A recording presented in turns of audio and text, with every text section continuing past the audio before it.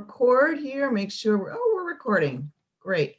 Good morning, everyone. I'm Mary Preenon. I'm the Director of Communications from HGAR, and I'd like to welcome you to another Breakfast with Benefits. Today, we have some really exciting guests. We have Lucy Edwards, who everybody knows from VHT Studios, and we have Marion Weiler from Weiler International. We're going to be talking about running your real estate business by design. And I just want to tell you a little bit about Marion first. She is a senior business management executive, leadership and business coach and principal at Weiler International. It's a advising brokerage.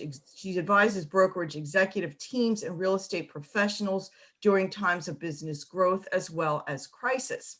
As a former senior executive of world-renowned and industry-leading global firms, Marion has a deep understanding of the challenges and opportunities that real estate businesses face in an ever-changing world and an industry that's going through immense disruption. Her approach has been described as the feng shui for real estate professionals. I love that.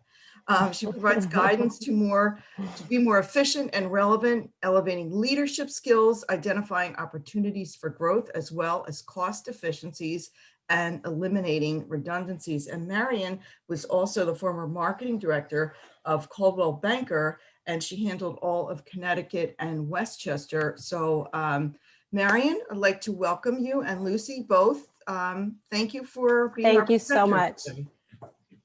Yeah, thank you so much, Mary. I'm so excited that we're here, and thank you everyone for taking the time out this morning and joining our conversation in a topic that I'm personally, and I know Lucy is too, very passionate about, which is running your real estate business by design, or we also call it with intention.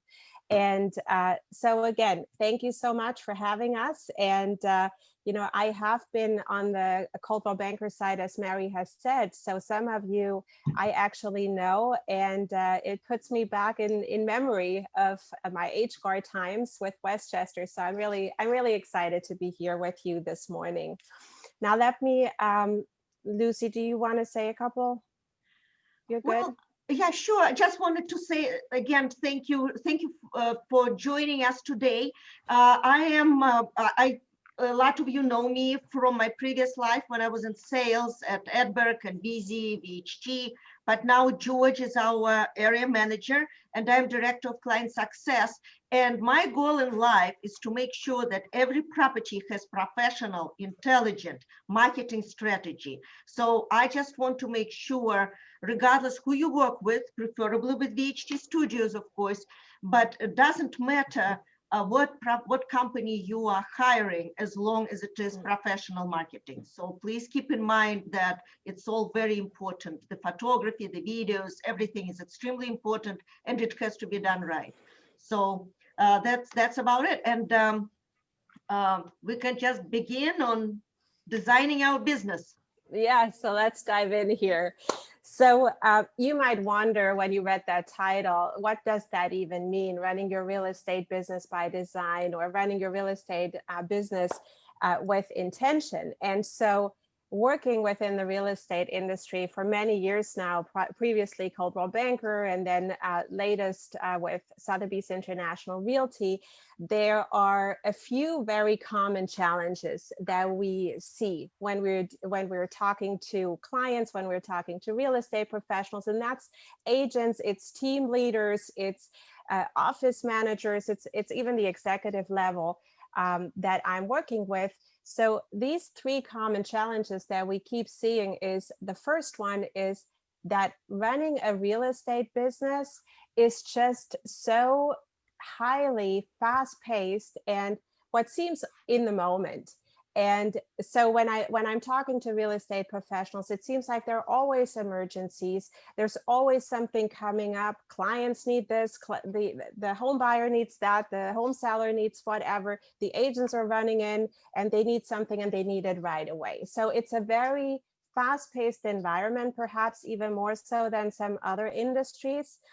And so with that, it actually creates just a lot of doing more and doing it fast, and everybody is kind of under a lot of pressure. And from what I've heard, especially over this last year, the pressure is not getting less, the pressure is getting more, because there's more going on, there's constantly pivoting, there's constantly changes within the industry. And so that's where that disruption is coming from that we are experiencing. The second challenge that we see is the fact that real estate is largely commission-based. It's a commission-based environment. So that means that for many agents, the question is, where is that next transaction coming from? Where is my next paycheck coming from? How am I going to take care of the things that I want to take care of, or the marketing I have going on? And where is the next client? So you're constantly in that business development mode of, you might be dealing with the sale or with listing the property, but you're already also doing the business development, the relationship building, and so forth. So that's the second biggest challenge. The third that we're seeing is, and that kind of ties in with the previous two, the question of, will working harder and longer actually grow my business? And so obviously everybody is looking to grow their business. Everybody is looking to run and have a successful real estate business. And many times we think that in order to make it more successful, in order to grow it more, we just need to work harder. We need to do another thing. We need to figure out all the technology out there, and just, we need to have more hours in the day. How many times have you said to yourself, there's just not enough hours. I need to do this and I need to do that. And so we get into that wheel of, or in that circle of, we need to go faster, we need to do more. But at the same time, that is not necessarily where the effectiveness comes from. And we'll be talking about that here today. So I'd love to hear from you in the chat. Are any of these scenarios, do you see yourself in this, or is there something else, another challenge that you see that is really pressing, which perhaps is the reason why you're here today? So if you could type in the chat, what is your biggest challenge? And Mary, I'd be curious to see what that is.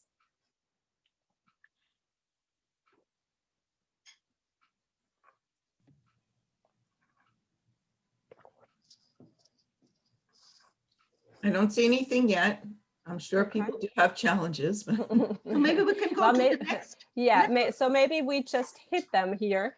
And I think, again, working with various different brokerages, those have been the major three. So now the question is, how do we actually break that cycle? Because doing more and working longer and having more pressure, I think we can all agree on, that is not the place to be. So the way you're breaking that cycle is by finding ways to operate effectively, that's the business side, while protecting your sanity and your well-being. And that is just a very important one. So let me say that again. The way you can start breaking that cycle is by finding ways to operate your business effectively and with intention, while you're also protecting your sanity and well-being. Your business, you are your business. What you have is you. And so that is a big component of how successful you are in your business and how you're running your business. So you have to take care of yourself. And so from the business side, gaining clarity on what actually makes a difference and what moves the needle in your business is where that starts, that operating from an intentional place, operating from an effective place.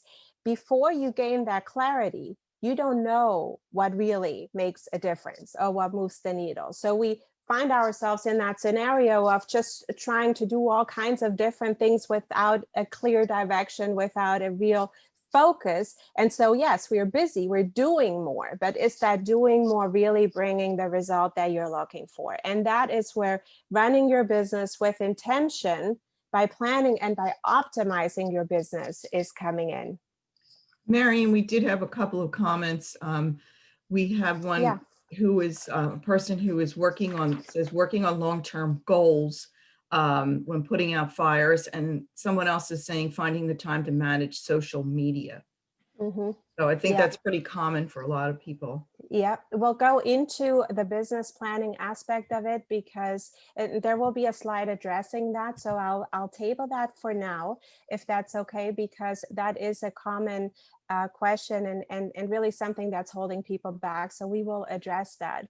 And the social media, personally, I think social media, I think, online is, everyone is now on social media, right? And you have to have some presence online and on social media.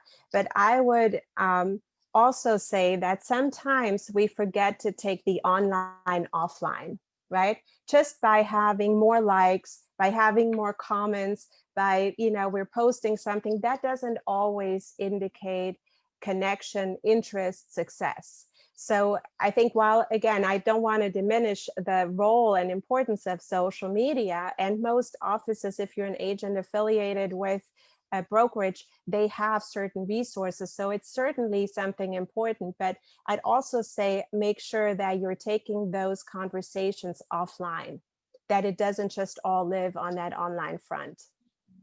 If I may just add to it, because I was struggling with social media about a year ago, and I used to have someone who was handling it for me, which was amazing because I didn't have to think about it. However, when I joined VHT last September, I lost my admin who was helping me, and now I'm doing it myself. But what I realized, doing it yourself is also extremely important because you live in it.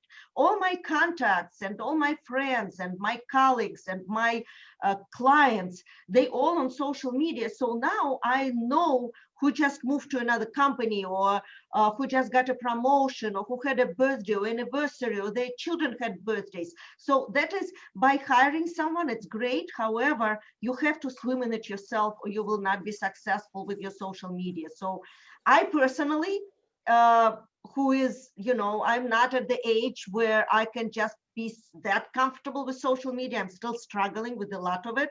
I actually joined Real Grader. They were guest of yours, Mary, at Breakfast with Benefits, and they help me, and I have meetings like once a month, and I spend every morning. I spend at least an hour on my LinkedIn, Facebook, and Instagram. So that is like I put some time aside. So I don't know if that helps or not. But again, because I'm not a specialist in social media, I thought I would share it with you. Yeah, and actually that brought up one point, and I'm kind of putting my marketing head on here again from my days in Westchester in Connecticut. I think, what I've seen so many agents like really get stressed and overwhelmed with was the technology of it all. For us to figure out the algorithm and all this stuff, that is not necessarily where your time is best used, and that comes back to the intention and running it by design. If you have help with somebody that maybe can schedule certain posts, some kind of automation where you have a CRM that can kind of push out on Mondays goes out, this consistency is key here. But then the engagement, and I think, Lucy, that's why you were referring to, you are nobody can replace you. You can hire somebody, but they are not going to respond, comment the same way that you do. So if you have that help on the tech side and really setting this up for success, and then going in and interacting with people and taking on offline what needs to go offline, that would be my recommendation. Perfect. Thank you so much, Marian. Yeah. So Mary did an amazing job introducing us, so I'm going to keep this really brief here.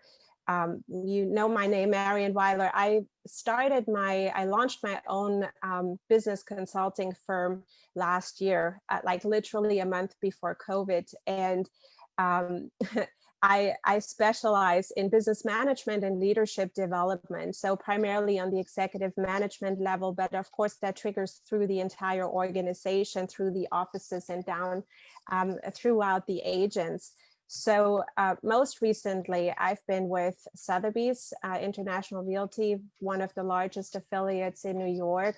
We had about 26 offices, grew significantly into different markets in New York, and a sales volume of approximately $3.6 billion. So we had a little bit over 1,000 agents.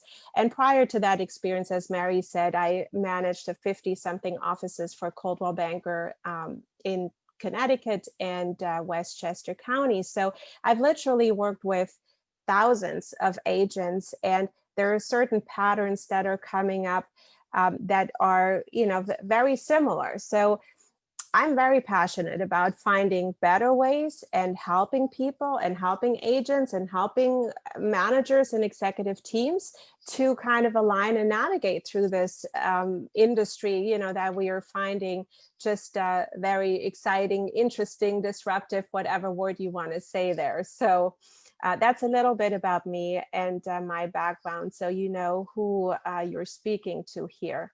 And Lucy, if you want to introduce yourself. Yeah, I'm good with, I introduced myself, so just very happy to be here.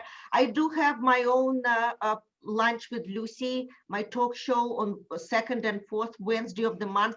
And actually, tomorrow I have a very interesting one as well. So please join me. And I will be sending to Mary all the information. If she can just forward it to you guys, I appreciate it. But otherwise, I love what I do. I wake up in the morning feeling fortunate that I found myself in my career, and it makes me happy to do what I'm doing, which is working with you guys. So thank you. Thanks, Lucy. So let's dive in here. So what that means, running your business by intention, really means creating intention in every aspect of your actions, all of your activities. Another word would be optimizing your business. And that you can optimize and you can create intention in literally everything that you do. But it starts with your goals. It starts with getting really clear on what it is that you're looking to accomplish. What's really important to you? What are the clients that you serve? And those two kind of go together, because sometimes, especially when we're doing marketing, we have to be hyper targeted to that client group that really is ideal for us to serve. And that could be just looking back into your clients that you've been serving before. Which ones have you really had that feeling that is the client group that I just understand the best, that I know the best, that I can truly provide that added value, and then align your goals along with that.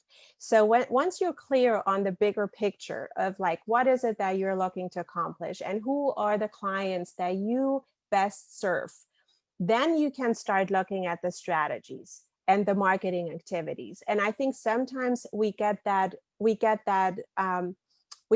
wrong, because there's so much tech, there's so much marketing, there's so many different strategies you could do, but are they all really effective for the clients that you are trying to reach, for the reputation, for the brand that you're trying to accomplish? So looking at your strategies and your marketing activities and deciding which ones are really making that difference in order for you to reach that client that you're looking for and to support the goals that you've set yourself. That is the second step in there. So then from there, instead of throwing different marketing activities or different opportunities, which pretty much every brokerage has, and I'm speaking from my experience on the corporate side, we had so many tools, we had so much tech, we had marketing coming out of our ears. And here was another thing, and we felt that this is amazing, we are rolling this out, we are launching this, and then the agents would say, oh no, not another thing. Right? Have you ever experienced that, where you're like, you're looking into your intranet and you are just overwhelmed and you have no idea anymore, like what should I be using? What should I be doing? Where should I be spending my time, my resources? So you might be trying this and that, and perhaps more things than you really need for that client base. So I've always said, and I say that here again, decide which ones you're really going to commit to, which ones really make the difference for what you're trying to accomplish, for the clients that you serve, and then really commit to those. It's like you're trying to cut down the tree, right? If you're going into the backyard and you're not cutting down, you're just hitting each tree a couple times, you're not bringing down any trees. So having that understanding of like, what are the couple things that I'm really committed to, like your CRM or whatever the tools are that your brokerage is providing you with, and then really getting the support, getting the help, oftentimes from the brokerage level, from the office level, that you can get to really make those work and understand. And that is where your time and your resources financially will have their biggest impact. So I agree with you, Marian. I think it is so important, and I think focus is the right word as well, because without focus, it's really, you will be all over the place. Like all of us are here and there regardless.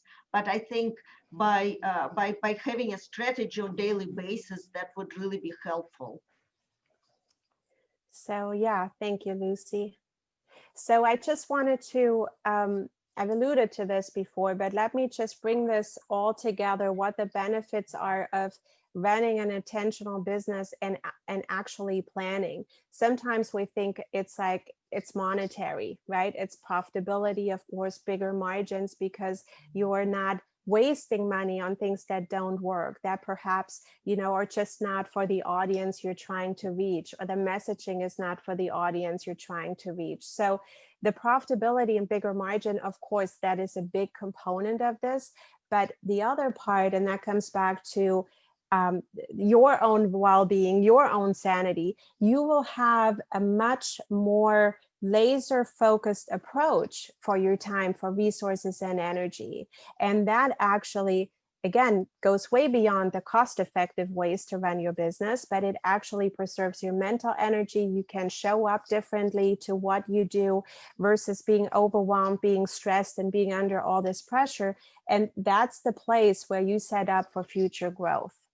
That's the place when you really kind of cut it down to the things that matter, and then build upon that, versus you're already running up here, you're going like crazy, you're going in all kinds of directions trying to make this all happen, but you don't necessarily yet have that understanding of really makes a difference. So that's the part where you're working on your business instead of in your business. Because when you're in your business, you're like in the forest, not seeing the tree. So sometimes you have to step back, and I'll go into that comment that came in the chat of like, it's so difficult to find that time to do that, which kind of goes back to the first part, to the first points. It's like we are so busy that we can't work on our business. So we just keep going faster and faster, and that's not getting us where we want to be.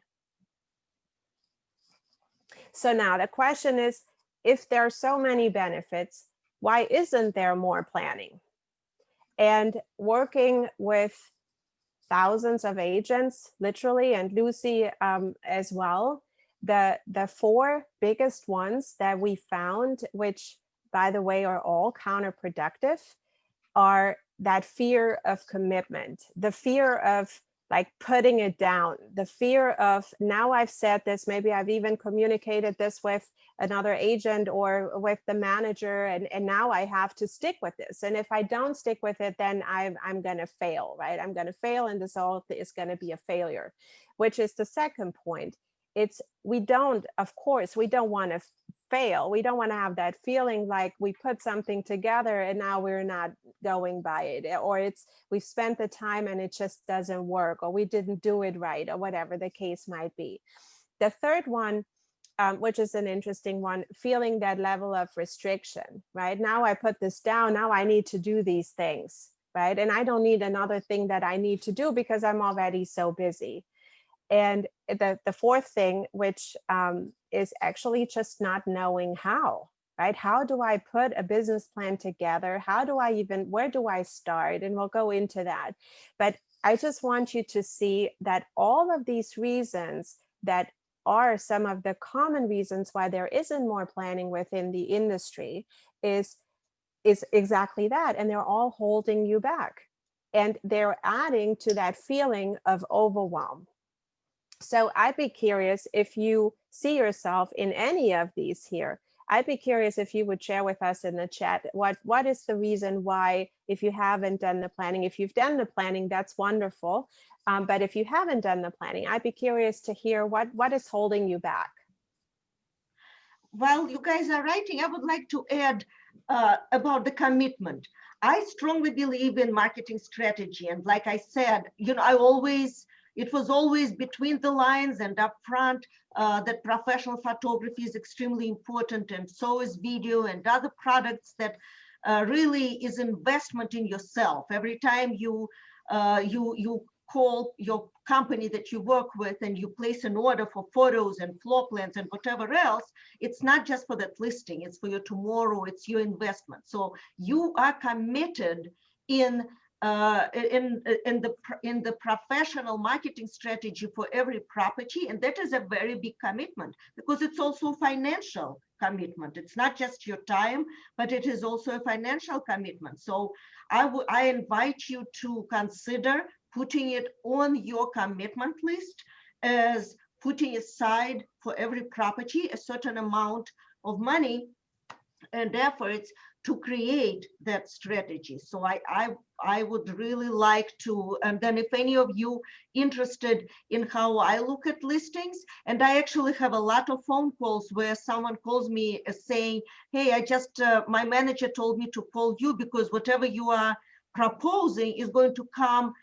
That's something I have to absolutely do because I never upsell and I will never offer anything you don't really need for your property. So it is very important, but you should have a strategy every time you take a listing. So I think it's in line with you, right, Marian? It is, and it's a really good point because it also puts you into that power seat when you're talking to your homeowner, because then it's much more thought out. You can explain to them of what is your marketing strategy that sets you apart as an agent, and that of course reaches that goal that every home seller has. How much can I sell my home for, and how fast can I sell it for, right? So if you have really put together that strategy, it will be much more predictable from your side. That doesn't mean that you can't add certain things or opportunities when they come in, but at least having like a robust structure that you can communicate, that you can go back to your client and say, this month we've done this, or next month we'll do that, and here are the results. Or here you can also have more powerful conversations, because if you see that something you're just not getting the showings, or something is just not working, then you can sit down and you can show what it is that you've done and why you think it might not be working the way that you're looking it to work, or that the home seller is trying to see. Maybe it's outdated, or whatever other reasons there are that sometimes you don't get the showings, or you don't get the interest that you were hoping to get. So moving right along here, and having said all that, so in order to get into the driver's seat of your business, you have to proactively manage it. And that is along with everything that we've said. And perhaps this last year has been so crazy for so many of us that perhaps 2021 now is the perfect time to start uncovering these areas that need the improvement, and really starting 2021 off right. So when you look at that, when you think about that, how much more profitable could your business be if you take a step back and you look at the activities you've done before? Or perhaps sometimes, and there's no judgment here, but sometimes we've had, agents that said, my client is just so upset and they want to see something. Do you have anything? Can I just get an ad in whatever, because I need to show them something? And so there again, is that really the most effective thing to do? Is that really what's going to move the needle? Is that what's going to bring that buyer into the door? So look back and just evaluate and analyze your business and say, okay, how much more profitable could I be if I go about this with more intention, and actually understand what moves the needle in your business. When was the last time that you looked at your business and you looked at the different strategies of marketing and really measured and seen what seems to resonate, what seems to get the traction, what seems to get you the leads, qualified leads, because it's not the quantity necessarily, it's the quality of the leads. Are you getting the right people through the door? And what can you improve by aligning? And by aligning, and I guess that's where that feng shui comes in, right? That one of my clients said so nicely, that sometimes it's not big changes. Sometimes it's a little alignment. It's a little alignment in the messaging. It's a little alignment in talking about the benefits versus the features, or talking about, more of understanding their pain points, what they're going through, because it is such an emotional and big decision, the home buying experience. What else can you do that maybe adds that additional value that sets you apart from someone else? That could be something small, but it could be a small alignment that makes a big difference. We do have two questions here. So the first one is from analyst Stack Time. I need to dedicate 1 day a week to execute my business plan and content calendar. Calendar is extremely important, and I just discovered a really cool calendar, and I introduced it to George this morning. It's through your Microsoft suite. And you can create your own categories, and also CRM. You have to have your CRM in order for you to do your follow-ups. Without your follow-ups, whatever you are doing today will be worthless tomorrow. So you do need CRM, you need the calendar, and you need to make sure you follow up. I think that is very important. So that's a good question. Yeah. And then another question, Marian, for you, it's from Abigail. Challenged by a combination of the listed 4 counterproductive reasons. Maybe you want to clarify it? Yeah, I think, and they're interrelated, right? One is not, let me just go back here quickly.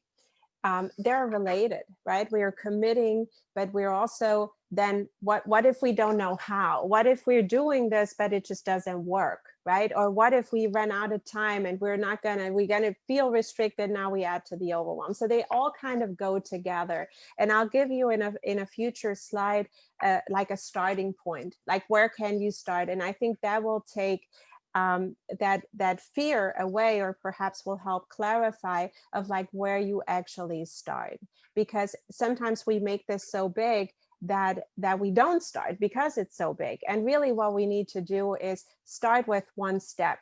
Some things will fall into place. Once we've made that decision, I'll go into that more. Then we, one step at a time. Nobody ever climbed a mountain in an hour. So you actually just need to get started. And I'll go into that here. With this slide, we're already starting here. So now yes, there is potential, but where do I start?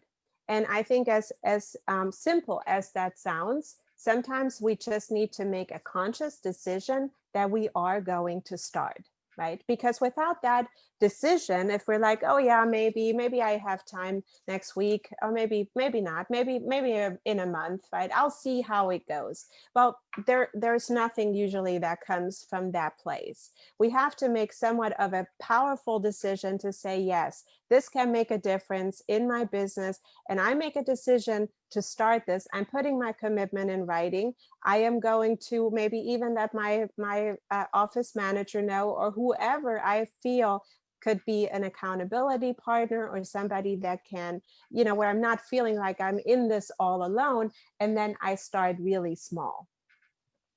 You don't need to put together a roadmap for even necessarily the next year. It could be something that you're putting together for the different listings that you have.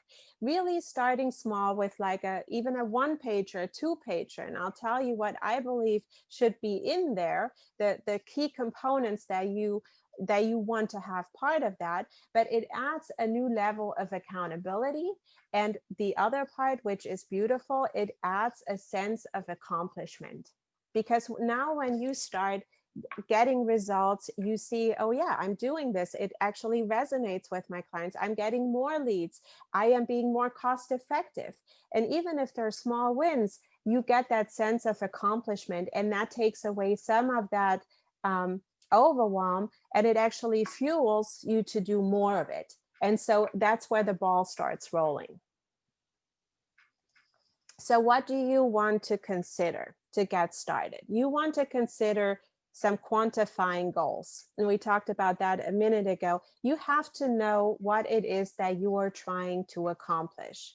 And don't make those goals like so big that that you feel like, you know, sure, we all want to have $1 million, or we all want to have, you know, 50 clients. I don't know if we want to have 50 clients, but just make the goals in a way that is that they are quantifiable, and that they are, in your opinion, something that you thrive towards. Make them competitive and something that you really work towards that is a little bit of a stretch. And you'll probably know very well what it is that you're looking to accomplish, how many clients, and how would that ideal scenario look like. But then as a second step, really take a look at your strengths. What are you extremely good at? What are the things that clients constantly say to you of what made the difference, why they listed their home with you, or why they chose you as a buyer's agent? What are those things that you really enjoy? Because again, it goes back to that part. If you are trying to sit in your office, and now we are all kind of in this online world, like tied to our computers, it's if you spend your time with the things that you are not particularly good at, or you don't like to do it, it sucks the energy out of you, and nothing good ever is coming from that place. Am I saying you'll never do anything you don't enjoy? No, we all do. And especially entrepreneurship, which when you're an independent contractor, that brings a lot of challenges that sometimes, you know, people don't talk about, but it's not always easy. But the more you can focus on what you're really good at, what you enjoy doing, and then maybe picking some of these other things we talked about, social tech. Do you have an office admin? Could you have a couple hours in admin that maybe helps you with that? If there's really a return in this, would it be worth it? And it depends on what situation you are with your business. But are there different areas that you can either get help, paid or unpaid, through the resources of your brokerage? And then how do you position yourself? And that goes back to what we discussed earlier. Who is your client, and what are you bringing that is adding that value? Where are you positioned in your marketplace? Because chances are you're throwing a rock and there's another agent that is also very good. But what makes you different? And what makes you different is going to be based on your strengths. And the more you can align that with what you enjoy doing, and usually those two kind of go together for some of them, then you are actually making those strides.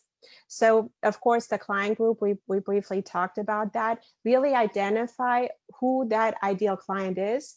What is keeping them awake at night? What can you add to your services or to the way that you do business that really resonates to them, that you can build upon? You can get new client groups or new clients. Yes, Lucy, did you want to? Yeah, I just wanted to suggest, if you please put in a chat, do you have a business plan? Do you have some kind of goals that you identified, but maybe didn't put on paper yet, but you have this struggle in your head already?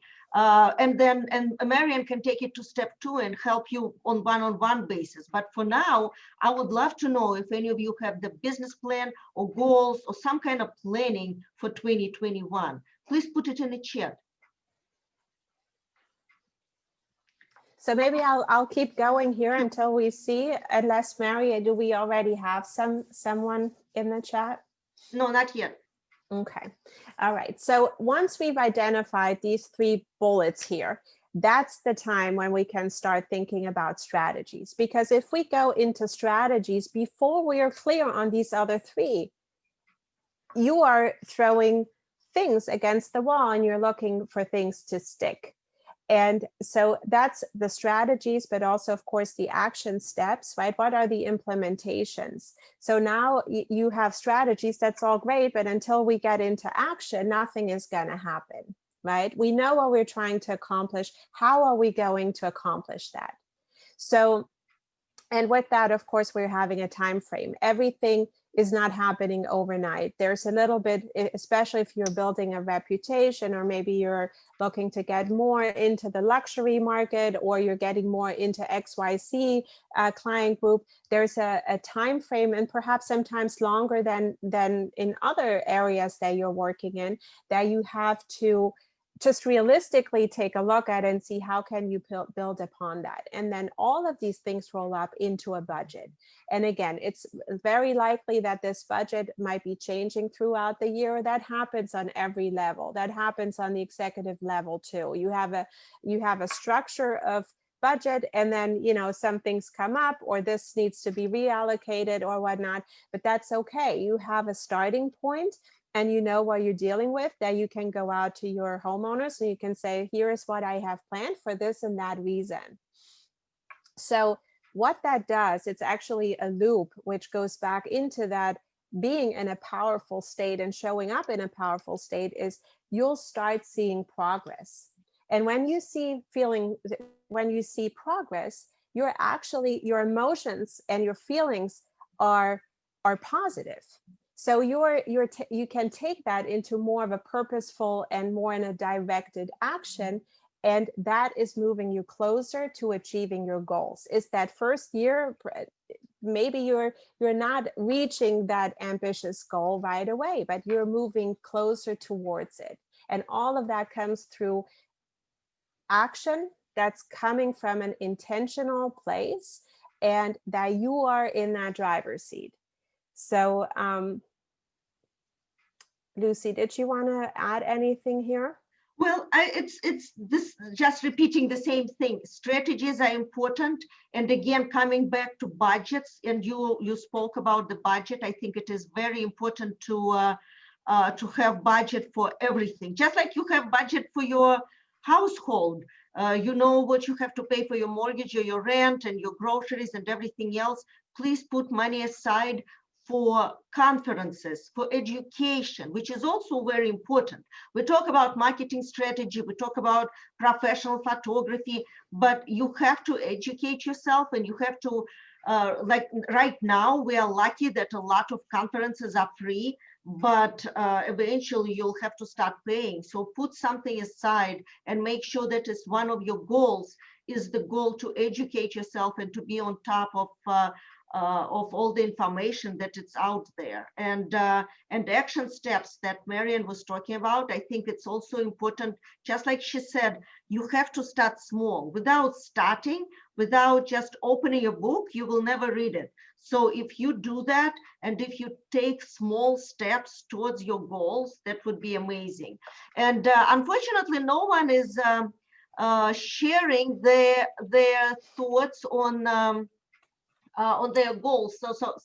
So Shannon said, I have goals for the year, not really a business plan. But you know what, Shannon, to have a goal, it's already first step, right, Marian, towards your business plan. At least you know that you would like to have, for example, at least 15 transactions. You would like to maybe go to a certain conference that you always wanted to go to, and take that direction. So that is already a goal. Need help on business plan? So Marian is the right person to help you, Lisa. So Lisa Clark is the one who is saying that. And Annalise is saying, working on my business plan now, but do have, you have definitive goals. So that is great. So I think if you have something in your head, that is your first step of actions, right?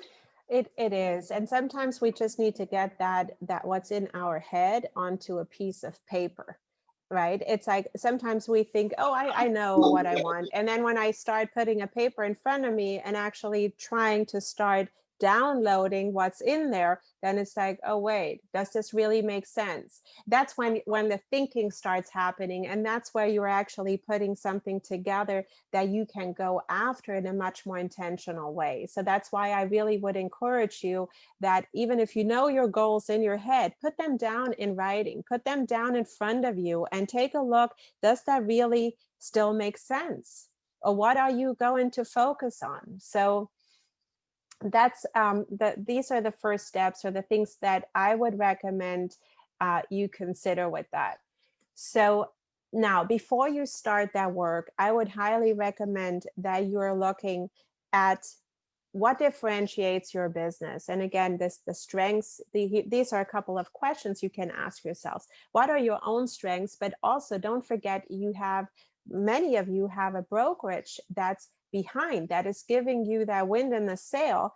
That what are the strengths of that company? How can you leverage that? How can you really understand? How can you tap into the partnerships that the company has, or the resources the company has? You don't have to do this alone. That could be people that are helping you. That could be tools. That could be, sometimes even just accountability partners, or different ways to reach out to do that in a cost-effective way. And then remember that everything comes at an opportunity cost. And what that means is, when you do A, you only have 24 hours in the day. We all do.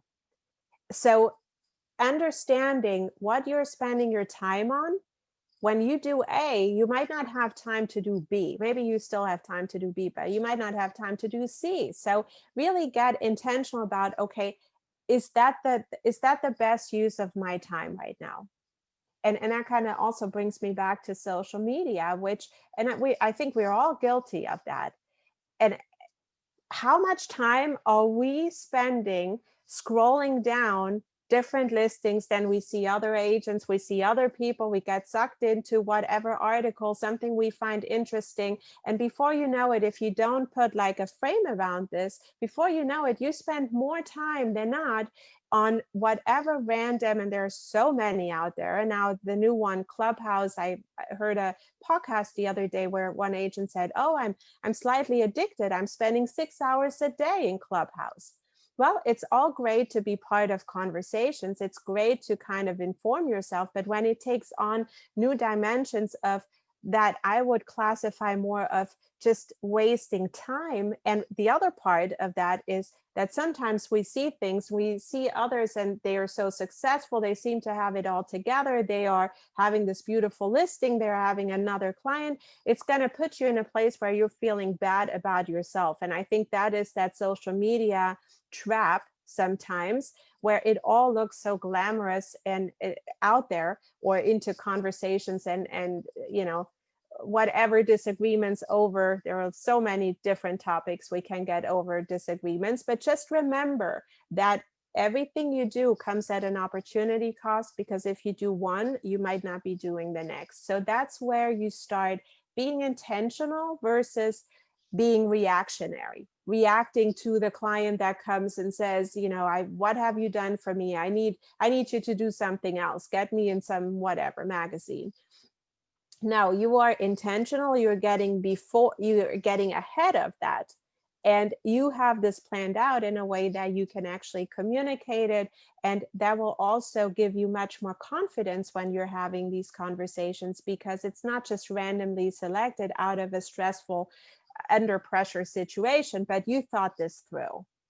So again, as a summary here, focus on the areas of your strength, and then allow help in other areas. There is help, there is support out there. And sometimes we think, oh, I can't afford help, or there might be free resources. There might be resources, again, from your brokerage, from different associations like HGAR you're part of. There are things there that you can tap into. There are people that are looking for accountability partners that you can kind of work with, or outside help, like or vendors, or in my case consulting, of where we can help you get to that next level, get over that hump of, how do I even get started? And then you can prioritize your initiatives that actually have the biggest impact on your business success and the growth that you're looking for. So I have a really interesting comment here from Diana. She's saying, I do have a goal to reach first-time homeowners, specifically in the Hispanic community. Need business plan to reach them effectively. I think it is fabulous that you are focused. So you don't just have a goal to make $1 million this year and have 25 listings and all of them should be $1 million and more, and you're going to sell them all in 2 weeks. What you have is a very realistic goal that will take you to the next step. And there are so many organizations that you can join and they will help you. And again, Marianne has a plan, but I think it is fabulous that you are saying that and you are on the right step, right path, and that you are taking your first step. And then we also have from Lisa Clark, yes, on paper is much better. So my college sent me over a business plan template. Again, whatever is comfortable for you. Yeah. When I was choosing my calendar and I was talking to at VHT to our director of business development, and I was just like, Mike, that's what I have every day. And that's what I really have. Look at that. I have this notebook with stickies to follow up, or here is my age guard, and here is my promotions and everything else. So I have this book, and he's saying you will never be able to focus and put everything together. It's great that you have it, but have it in a different way. Even if you have it on paper, organize it such way that you will never miss anything. But again, just because you have your business plan on paper, I think it is fabulous as is. So thank you so much, Lisa. Yeah. And those are really good comments because, when you know that client, like in this case, Hispanic, you also know the type of messaging, how you can, like, what are they dealing with particularly, and how can you solve their problem, right? And I would always say, focus on the benefits and kind of speak to their, what are their challenges? What are their dreams? What are their aspirations? What are they dealing with? So when you understand that client group that well, you can be so much more effective in your marketing. So that's great, actually. So we're coming towards the end here, and I know we're coming up on 11:30, and I value everybody's time. So just a quick recap here, summary of becoming intentional. You're creating a robust strategy, and then you're effectively utilizing your resources with that. So when we're talking about planning, having these concrete steps to follow gives you that know-how of actually how to go about reaching your goals, and then gaining that clarity about your goals, the direction you want to take, and what makes you different. How are you positioning yourself to uniquely serve your clients? So that's in a nutshell here what it means to become intentional. And so once you have that intention together, that plan, whatever we want to call it, you don't want to just put it to the side and say, okay, now I've done it, right? That's great, but I'm not gonna, where do I go from here, right? So you want to set some key performance indicators so you can actually measure your success. You can measure what works. You can measure what doesn't work. Right? So that could be the number of leads you're getting, the listing presentation appointments you have, how many new listings are you getting, or other, things that you can actually measure. Or your reputation. Are you getting, if you're like new in the business, are you building yourself a brand? Are you like getting involved? Are you making that the progress that you're looking to make that you've outlined? So then you can track all of that. And when you see what works and what doesn't work, you have the opportunity to actually adjust. And I think we're speaking from everyone's experience. When we put something down, it's not instantly everything is going to work, right?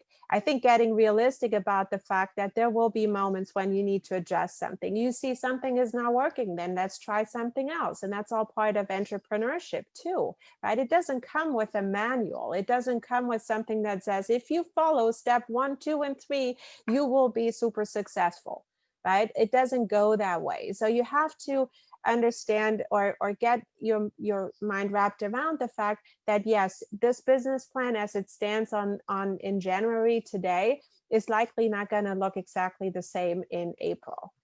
And I want to stress on that last bullet point here, celebrate your accomplishments, even when they're small ones. And that goes back to how you feel, how you're driven to continue, because it is not easy being out there. And it's not easy to deal with all of these different things that are coming our way and all the new stuff and all the challenges we discussed in the beginning.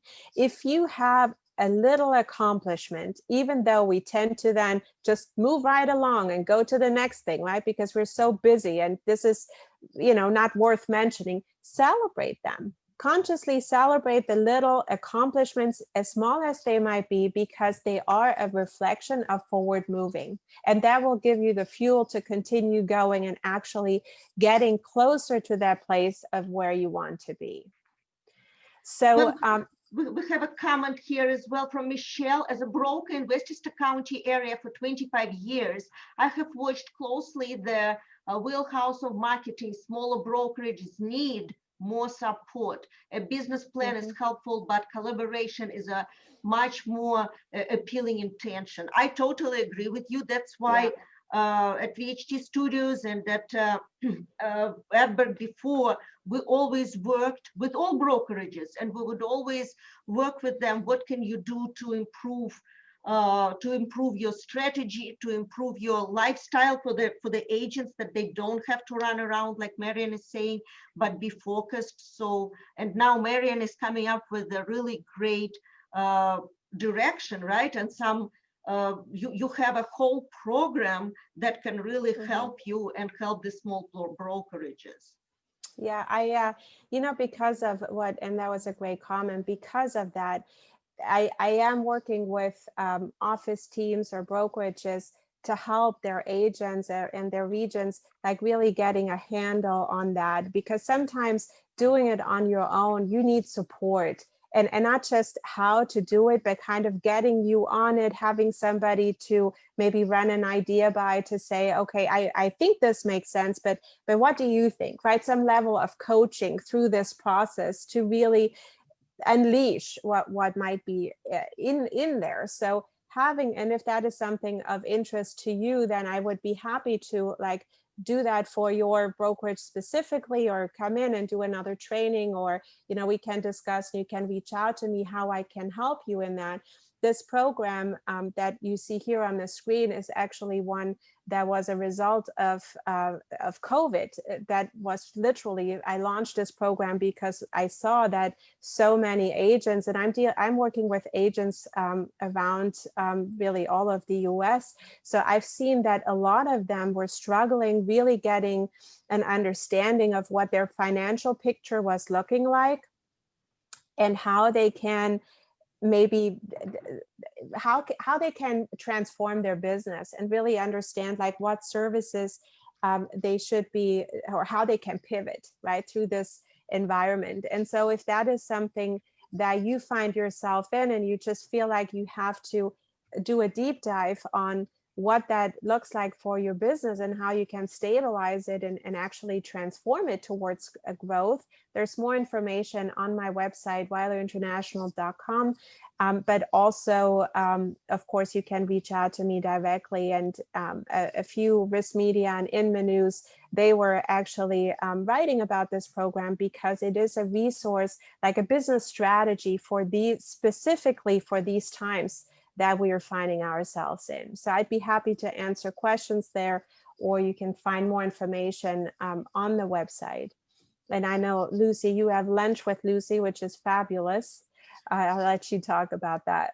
Yeah, please join me tomorrow. My guest is Charlie Wappler, the president of National Association of Realtors. So I'm very proud of myself. Yes, I am. So it's going to be fun. And he is an amazing, amazing speaker. So please, we just had a meeting the other day. And let me tell you, he told me right away, it's going to be 5 minutes. So we spoke for 15, but every minute really counts. So it's just, he is great. It's going to be a half an hour tomorrow at 1 p.m. and it's vhd.com/learn. If you need anything. So Michelle, I would really like to speak to you about the marketing and what can we do from our marketing point of view. And then I'm sure that Marian will also work with you on business plan and whatever else you need. So we are here to work together. Without you guys, we are nobody. So we need you as much as you need us, and all of us, we need great client experience. So we can work together on that. Lucy and Marion, thank you so much. It was very informative, and I think a lot of people got a lot of great ideas. I know that's the biggest thing, is just to get started. And I'm listening to you and I'm thinking, you know, I should really take a lesson from you both too. Does anybody else have any more questions? You can put in the chat. Lucy will take a look at them, or I can take a look at them. Yeah, thank you, everybody. And yeah, so Michelle is saying thank you. And Abigail said, thank you, Marion and Lucy. I appreciate your information. So yeah, thank you so much. We are happy that you enjoyed the session. And then Mary, if you think that it's good feedback and we can come back with part 2, we will do that in February or March, and would like to continue the conversation. Sure, and we'll be recording this. We are recording this. It should be ready later this afternoon, and we'll send out a brief survey with that as well, just to get some feedback. Thank you both, and thank you everyone for joining us. Thank you. And everyone go out and Have a wonderful fabulous day. day. Thank you, ladies. Bye-bye. Bye. Thank you. Bye-bye.